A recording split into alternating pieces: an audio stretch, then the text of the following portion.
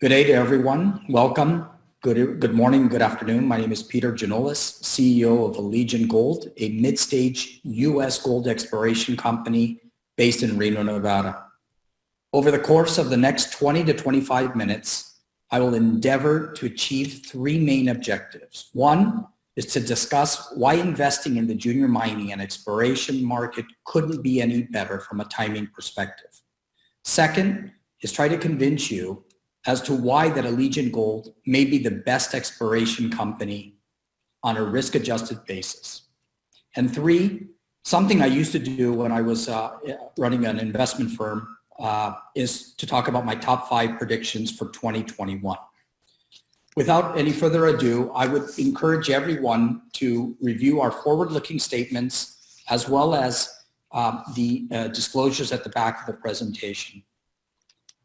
In getting started, I think it's important, at least over my last 25 years of investing and managing capital, as well as investing in the natural resource industry, is to talk about why it's important to get the timing right.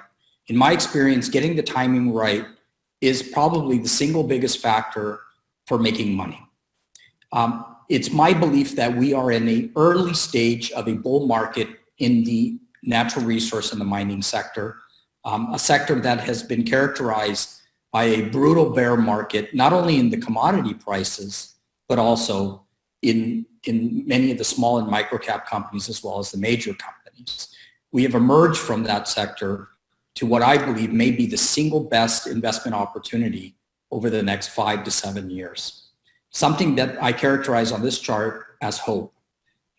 After a long period of despondency, depression, we have these green shoots coming up, and it looks to be a very, very good opportunity to invest. From a cycle perspective, I believe this checks the box as a great time to invest in the junior mining and the exploration industry. Quickly about valuations and relative valuations. A lot of people have written about this, but I don't recall in over 25 years such a large gap between the senior and the junior relative valuations. I point to two main metrics with respect to exploration companies. One is, what's the market cap of this company relative to the resources they have in ground or in situ, whether that's measured and indicated or inferred. And back in 2004, a bad time after the Bre-X scandal in 1997, 1998, we saw a bottom of the cycle whereby the values of these companies only represented about 2% of the spot price of their commodity. In 2008, when things were really good, and it was really the last bull market that I can recall in the mining and exploration industry, we got to a point where the valuations were priced at 9% of their in situ value. And today, measured by last year, at the end of last year, we were roughly at about 1.5%. Now, to put that into context, in 2004, gold was around $400 an ounce. So companies were being valued at 2% of that, or $8 per value. And if you look at point number 2 below, it reflects at around $10 a resource ounce. But that is $10 with gold being priced at $400 an ounce. In 2020, today gold is roughly $1,850, $1,900, $2,000. When I made this chart, or when we looked at the analysis at the end of last year, gold is being priced at roughly $25 to $30 an in situ ounce for many resource companies, something very, very cheap. And if it ever got back to the historical amount at 9% or 5%, if you want to use it as a resource at a historical evaluation, 5% of 2,000 would make it about $100 an ounce. And I think that is something that we will get to very quickly. I don't believe that at least in my 25 years of experience, that I have ever seen a more attractive time to invest in the junior mining and the exploration industry. Many companies are focused, and many investors haven't even discovered the junior mining industry or the exploration, as they're focused on the FANGs, the Teslas, the Bitcoins of the world, which may offer great opportunities. And it's not a comment against those type of companies. However, the junior mining and exploration industry has literally been forgotten.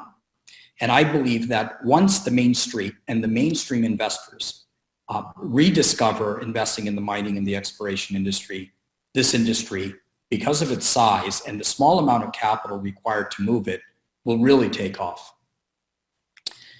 The second objective I wanted to talk about is why I think Allegiant Gold may be one of the best exploration companies out there. And I point to 5 main aspects which I think separates us as a sum. I don't know any other company that encompasses these 5 things, and I'll address those each. First is a large inferred resource of 1 million ounces of gold. This is a resource, and this is our main project called Eastside, or flagship project, one of 10 projects, but the main focus of Allegiant is Eastside. It has 1 million ounces of inferred resources, and which our plan over the next year to 2 years is to grow this resource to close to 2 million ounces in resource in inferred ounces. The second is a strong technical team led by Andy Wallace. Andy has discovered more mines and put them into production than any individual geologist currently living, and arguably more than anyone else in the history of Nevada. Third is jurisdiction. We operate in Nevada. Our main flagship project of Eastside is about 30 kilometers to the northwest of the town of Tonopah. Excellent access to infrastructure, roads, water, electricity. Really has all the components that one would want in building a mine. Fourth, and I could go back to jurisdiction, I think it's become much more important given the economic malaise that's ensuing in the rest of the world, whereby governments infringe markets may infringe on the rights of projects throughout the world as they look for easy access to capital. Fourth is cash flow. One of the issues I think that separates us, or one of the things that separates us from many other competitors out there, is our model of focusing on one main project and outsourcing or farming out the rest of our projects, which provides us with 3 main aspects. One is cash flow generated through either cash payments or share payments. 2 is a retained interest in our project. And 3 is a work program. Thereby, we are allowed, our company can have numerous projects being worked on at the same time with minimal to little dilution. And the 5th is skin in the game. Management and insiders have purchased over 9 million shares in the open market over the last 15 to 16 months. Over 15% of the shares outstanding at that time. I myself have purchased a large stake in Allegiant in the open market, and we're very proud of the fact that management has put their own money to work. These are shares that we're buying in the open market versus shares that we're obtaining through some other means, whether that's options or RSUs. We've purchased 9 million shares in the open market. Our team, led by myself, has over 20 years experience in the junior mining and exploration market. I won't talk a lot about myself, but I have invested in the sector for many years, been involved in management and on the board of directors of numerous companies throughout those past 20 years. I've talked a little bit about Andy Wallace. Norm Pitcher, I'll highlight very quickly. Norm Pitcher is a former president of Eldorado Gold, a mid-tier gold producer. Norm brings a wealth of experience to us, has been an amazing addition to the board. We recently added Gordon Bogdan to our board of advisory, and he will be joining us on the board of directors in our next AGM in March. Gord brings a wealth of experience as well in the sector, not only in banking, but he's a geophysicist and has helped us tremendously in our projects. Our projects, we have 10 projects throughout the southwest of the United States. 7 of them are in Nevada. Our main project is Eastside, the 1 million ounce gold resource project that is really the source and really our concentration, our efforts going into developing that project. We all have 9 other amazing projects. 4 of them we farmed out. Mogalone, which is in the border between Arizona and New Mexico, is a silver project. We farmed that out to Suma Silver. We're looking forward to them commencing drilling. It's been a great deal for us and a great deal for Suma. Our 4 metals project is farmed out to a company called Barksdale, another great company focused on base metals in the state of Arizona, as well as Clanton Hills farmed out to Supernova. We have Bolo, which is our gold project in Nevada, farmed out to New Placer Dome. And this model that we have implemented over the past few years has been very, very beneficial to us, providing us with much needed cash, which we'll talk about, which allows us to continue to advance our projects with almost no dilution. Our main focus and really the center of most of my conversation will be Eastside. Eastside is a discovery we made back in 2016, a project we've had for over 12 years. It's a project that only us have worked on over those past times. We've acquired the south part of that zone, which is called the Castle Zone, a few years ago, to add that to our Eastside district scale project. The original pit zone in Eastside contains 1 million ounces. There is a historical non-43-101 compliant resource in the south zone, Castle, Black Rock, and Berg, which we started drilling back in September of 2020 and have drilled over 35 drill holes, which we'll be announcing in the next couple weeks. The purpose of that drill program in the south was to bring up the south resource into a 43-101 compliant resource, was to prove our theory of a lower strip ratio, and third was to potentially add additional ounces to our project. Our goal is to add the south resource estimate to our northern zone of the east side in the original pit area to come up with a revised 43-101, which we plan to come out in the next few months. Eastside will also be announcing additional drilling on the original pit zone, which is up in the north part, which contains the 1 million ounces of gold, and we will plan to announce that in the next week or so. A little bit about the resource estimate. We have 1 million ounces of contained gold, approximately 8 million ounces of silver in the project at a cutoff grade of 0.15. This was done with gold at 1525. And we plan to update this resource estimate in the next few months with the addition of our south zone and potentially adding the additional drilling that will be ongoing in the original pit zone. So we're very excited about this. It's really one of the few projects in all of Nevada owned by a junior with a 1 million ounce primarily oxide resource. Some of the early metallurgical work has been very favorable.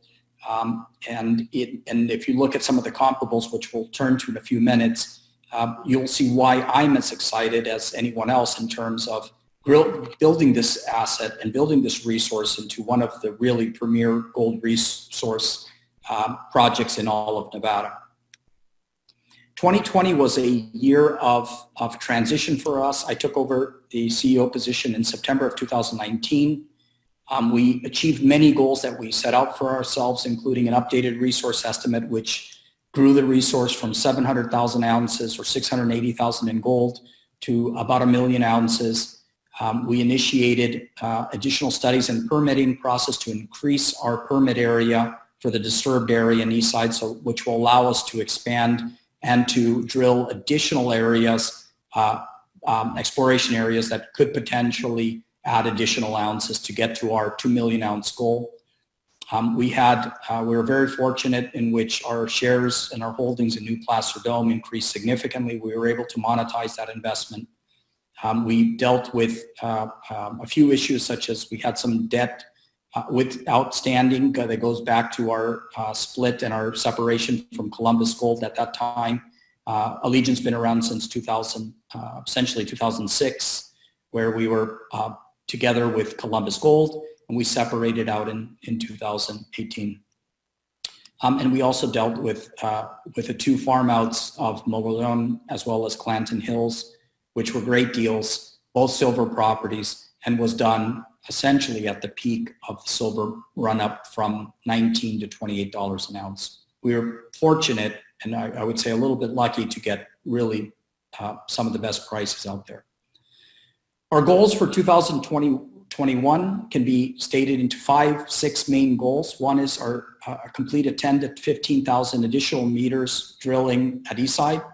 The goal of that is to, once again, very methodically and disciplined, continue to grow Eastside from initially 600,000, 650,000 ounces of gold to 1 million, to we're hopeful that over the next year to year and a half, close to that 2 million ounce target, which we believe is achievable. We believe we'll be receiving our expanded permit that increases the permit area from the current 600 acres to 3,600 acres, which opens up an entire area for exploration at Eastside. We plan to farm out 1 or 2 additional projects, once again providing us with the 3 elements that we discussed, which is cash, working on the program, as well as retaining an interest in these projects. And then over the next few months, we may announce the initiation of a PEA or a scoping study on Eastside as we now shift from, ultimately we'll shift from increasing our resources at Eastside and understanding how big Eastside can be. We don't really know if this is a 1, 2, 5 million ounce deposit into something that will now be focused on slowly transitioning to looking at Eastside from an economic perspective. Currently, our whole goal and objective is to define the size of Eastside, and ultimately we'll shift into the economic aspect of Eastside. We talked a little bit about what makes Allegiant different in terms of cash flow. Here's a simple graph and table of our cash flow and share payments over the next 3 years with respect to our projects in which we have farmed out. And here should be a good, these are all in Canadian dollars, so we've made the conversion from, and all these payments are in US dollars, but given that we report in Canadian dollars, we felt it was important to show our Canadian dollar positions. And from these numbers and from what we plan to, what we expect to receive, this is the amount of money that is would cover all of our G&A and land holding costs.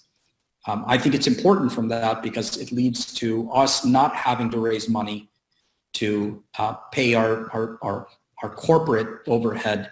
And anytime we raise money, the money would go into exploration projects and directly into the ground. I think it's a very good metric. When I was investing in this industry on a institutional level, we'd like to see a minimum of 50-60% of all funds going into the ground. We have the benefit, and we hope that this could be the case over the next 2 to 3 years, that 100% of any money we raise goes into the ground. Our share structure, because of our discipline and how we run our company, we've been able to maintain a very low share count over the last 3-4 years since we've been spun out from Columbus Gold. Clearly the market is volatile, but that's something one would expect in the junior exploration industry. But we're very happy where we're positioned as a company from a dilutive perspective and from a management perspective. Our major shareholders, number one is our insiders and management. A large fund in New York has approximately 11% of our shares and have owned that company and owned those shares since our spin out. IM Gold, Nord Gold, as well as US Global are all investors and have been investors since our separation from Columbus Gold. We're very proud of our shareholder base. Talk a little bit about comparables. I haven't updated this table, so it's a little bit outdated in terms of some statistics, and I didn't update it on price. But what's important, I think that the general message here is that relative to other companies that are operating in what we call the Great Basin, our company, Allegiant, and our project appears to be very inexpensive. Many companies are trading at $50, $60, $100, $200 a resource ounce. Some of them are measured and indicated, some of them are inferred. So, in all fairness, some of them are a little bit more advanced, some of them are as advanced or less advanced. But in general, the average range is between that 75, if you want to take, Liberty Gold out of it, and all the way up to, but I think it's fair to say that the average is around $50 to $100 an ounce. We're currently trading at about $20 an ounce, a resource ounce. I believe that to be very, very inexpensive, and one of the reasons management continues to buy shares. Now, I'm going to shift gears a little bit from talking about Allegiant into something I used to do when I ran an investment firm, and talk about some of what I think are some of the top five predictions, or my top 5 predictions that will occur in 2021. And this is just more for entertainment purposes. The first thing is Bitcoin prices, I believe, will collapse to $15,000 an ounce or lower. I do believe, and I stated this in another interview when Bitcoin was in the 18,000 to 20,000, that I believe that Bitcoin could run up to 50,000 over a short period of time. before collapsing down. I do not believe there are any scenarios whereby world governments will allow any competitive threats into the issuance of monetary instruments in the sense of currencies. I believe that there is a initial stage of governments issuing their own digital currency. The last thing that a government needs is competition for the issuance of currencies. The other argument about Bitcoin is that it's a limited amount of currencies set at, I don't know, 13 million or 20 million Bitcoins, but that clearly doesn't take into consideration the other 100 digital currencies out there that are competing with Bitcoin. Granted, Bitcoin has 70% of the market share. I am a firm believer that Bitcoin prices measured by Bitcoin, so digital currencies, but Bitcoin being the standard, will undergo a major correction, if not collapse. The second, as I believe that we will suffer a 20% correction in the S&P 500. I don't believe this is a going out on a limb prediction. I believe that's commonplace every 2 to 3 years. I believe we'll have one in the near future. Third, many people are projecting economic growth, and henceforth that deficits will shrink from the $3.5 trillion that was experienced in 2020. I do believe that, and strongly believe that deficits will continue to grow and will be in the 10% of GDP range, which is, by any measure, unprecedented. Fourth, which may run counter to what individuals think about the bull market in gold, but I do believe that the US dollar index will hit a 52-week high, and as people rush to liquidity and safety. That being said, I do believe that gold will continue to go up, and silver and gold prices will hit $2,500 an ounce, with silver over $40 an ounce this year. It may run counter to what individuals are accustomed to, that a weak dollar will lead to higher gold prices. That is, I think, a very simple way of looking at how the US dollar and currencies work relative to precious metals. The currencies may or may not go up depending on what are the factors causing it to go up. And I know a lot of gold bugs, of which I'm not one, that claim that the US dollar is going to collapse. I think you need to preface that comment by saying the US dollar is going to collapse relative to something. Is the US dollar going to collapse relative to other currencies? I absolutely do not believe that. I believe the US dollar is the only game in town in the world and will continue to be the only game in town in the currencies, at least for the foreseeable future. Henceforth, I think the US dollar index will continue to hit highs. That being said, I do believe all currencies are being debased relative to any hard asset or any asset, and therefore commodity prices as well as precious metal prices will do very well. My final prediction in 2021 is I believe there is a higher than probable chance that Kamala Harris will become the first U.S. female president of the United States for reasons I won't get into, but I do believe that that is something, a low probability event, but higher than what I think is being speculated. So with that, I will turn it over to Q&A, and thank you very much for your time and your interest in Allegiant Gold, and I look forward to speaking to each of you at a later time.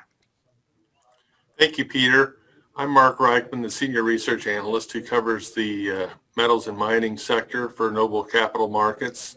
I would like to remind our viewers, if you have a question, please click on the icon in the bottom right-hand corner of your screen and type in your question. So the first is, you have a number of holes from Eastside in the lab. When do you expect to release those and results from BOLO? Well, I think Eastside, I think that once again, our strategy in Eastside is predicated on a methodical and disciplined approach to grow our resource over 2 million ounces. So I think over the next few weeks, we'll announce our results on the South, which once again, I'll restate, has been our goal is to increase those resources and bring those up into 4310 compliant resource. The second stage of this is to move our drill rig up into the original pit zone and drill that out, looking for additional resources. And we believe there's a very nice probability of us being able to continue to grow this resource into a major resource. With respect to Bolo, we are not the operators. We farmed it out to New Plasterdome, and New Plasterdome has come out with some results of Bolo, and we're hopeful that over the next few weeks to a month, once again, they'll release all the results, and we're looking forward to that as well. And believe Bolo is, one of our best projects we had in our stable, and we'll continue to look forward to the advancement of Bolo in this year. Another question that came in, is the expected beginning of drilling on the Mogalone by Suma Silver still June? Well, I got an update from Galen McNamara a few weeks ago, I believe, and I think he announced that into the market as well. I believe that they're in the middle of permitting. I think it's hard pressed to find a better exploration project than Mogollon. It actually has significant silver intercepts, and you have some historical resources there. I think investors should be looking forward and excited about what's going on in Mogalone. Another question concerns the Farmout Agreements. Should we expect more announcements in 2021? And what do you look for when you execute these Farmout Agreements? It all comes down to the state of the market. I mean, if the market is doing well, then we would look to farm out those projects. And the reason why we wait for the market to kind of dictate to us how we'd like to farm this out is because we're looking for solid partners who are well-funded, who are technically sound partners who can advance these projects. And in many cases, we receive shares of these companies. Henceforth, we're making a bet on that company as well. So we are very selective in choosing our partners that will develop our other projects that are not core to us. I mean, for us, it's great for other well-funded, technically sound companies to develop our projects, because our core and our entire focus as very disciplined in the way we approach this is to develop Eastside. We're a firm believer that exploration companies can develop maybe 2, sometimes 3 projects at once, maybe just 1.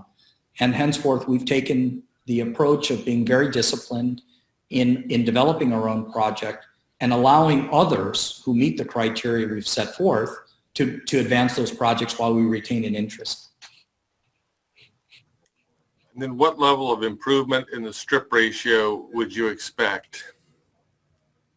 Well, in the south part of Eastside, I presume you're talking about Eastside. In the south part of Eastside, we know that the strip ratio is extremely low. The question has been on the original pit zone, can we bring that strip ratio down? I think that we feel very comfortable with some adjustments we've made, as well as the current drilling program that will commence in the original pit zone, that the strip ratio will go down and potentially materially. And every 0.1 of strip ratio that goes down is a significant amount, because of the size of our project, is a really boost to the profitability and the economic viability of this project. And clearly, gold at $1,900 makes things very easy for us. Gold at $1,300, we have to make a lot of adjustments and optimization. At $1,900, clearly we want to optimize everything, but we really have our wins at the back at these levels. Another question is, by the time you get to the preliminary economic assessment, what will it reflect in terms of how many meters of drilling? Well, at Eastside, we've drilled currently about 75,000 meters, give or take. So it's rather significant. I believe that either it's going to be 75,000 or 80,000 by the time we're done, before the PEA comes in and out on that. Things could change based on many dynamics, but I feel comfortable that we'll have over 80,000 meters, or over 75,000 for sure, but potentially 80,000 meters of drilling by the time we do a PEA. Have you had any interest from any of the majors? I mean, we're very close to a few of them. I mean, to be just looking at a map, and you can pick out who they are. We're around 40 miles from Round Mountain. We have another project which is next to Bald Mountain. Both of those are managed by Kinross. We do have relationships with most of the majors and have visited Eastside and are continuing to follow them. And every time we release some news release or data, we always inevitably get a few calls that wanted to do a site tour and a visit. And I think majors have a different approach than an exploration company. I know that, and I won't name the names, but many majors would like us to drill deeper holes at the bottom of our original pit area, which is around 350 meters. They would like us to go further down. That's not necessarily conducive to how we would want to manage that. I mean, clearly we know that, at least in the east side, that all of our intercepts are ending in mineralization, and our deposit is pretty much open throughout, from the northwest, south, east, at depth. And going to the west and to the south is easier because of the topography. Going deep we can do that. It's just, it's not a linear cost function. It's drilling deeper costs a lot of money. And I think we will ultimately do that. But at this stage, if we were in a very, very strong bull market and raising funds at $2 a share, we would choose to spend some of that capital drilling deeper targets. I'm trying to be as transparent and frank as possible. Where our stock is at today, we're very content at expanding the resource on the lateral sides of it, and we believe we have open space and significant potential to increase the resource going laterally, and ultimately we'll go at depth. Peter, you mentioned the valuation. What do you think investors perhaps underappreciate about Allegiant, and what should they be most focused on going forward? I mean, that's an opinion question, so I'll give you my opinion. I think that Allegiant is, once again, I'm going to use the words, very disciplined, very methodical on how we do things. We're not that exploration company that's trying to find gold in a great intercept. We already have gold. We have 1 million ounces. We're not trying to show you 150 meters at 3 grams a ton or 5 grams a ton of oxide or even sulfide. We already have a resource. Our goal is to methodically and very disciplined from a capital structure perspective, capital allocation perspective, is to continue to add ounces on an accretive basis. And that may not be sexy for people. We just, we're not in it to dilute our shareholders, of which we're the single largest shareholder. Henceforth, we're going to do things that are going to add ounces. And we generally haven't been that promotional over the past 3 years. We spent 2 years almost in hibernation from 2018 and 2019 when I took over, because the junior exploration market was mired in a very, very deep bear market, and raising funds at that time would have been exceptionally dilutive.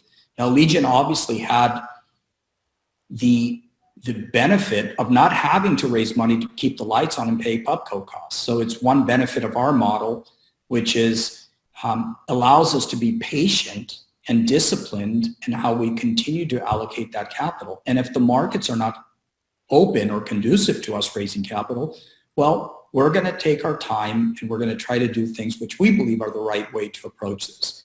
We once again have the benefit of having cash flow. We have the benefit of already having an existing resource. Finding gold, and I've always said this, finding gold isn't particularly difficult. Finding an economic deposit is very difficult. And I think that we're well on our way, far, far more advanced than many other exploration companies, in proving that model. And what should investors be most focused on looking ahead? I think investors should be focused on our ability to continue to add ounces. I think it goes into 2 phases. One is, can we continue to expand the resource at Eastside? And then later we'll shift on, okay, now let's look at the economics, and can we improve economics? Do we have great economics or good economics, and how do we improve that? Generally, most exploration companies start at good economics, and then you start focusing on starter pit zones. You start focusing on more concentrated resources, so you don't have to go after your 3 million ounces, but go after the 1 million ounces that are most productive. And I think investors need to realize that most most deposits and most mines in Nevada, for example, have started as 3, 4, 500,000 ounce deposits that have grown into 5 or 10 million ounce deposits once they've been mined out. The key here is finding out what's the scale, then getting into the economics, and then putting that into production. And I think that's the model that is the most profitable and the most rewarding to investors. Well, Peter, I think that's about all the time we have. Thank you so much for joining us. Thank you very much, and I appreciate your time and the work that's gone into NobleCon17. It's been an amazing experience, at least for us, and thank you once again. I hope everyone has a great rest of the week.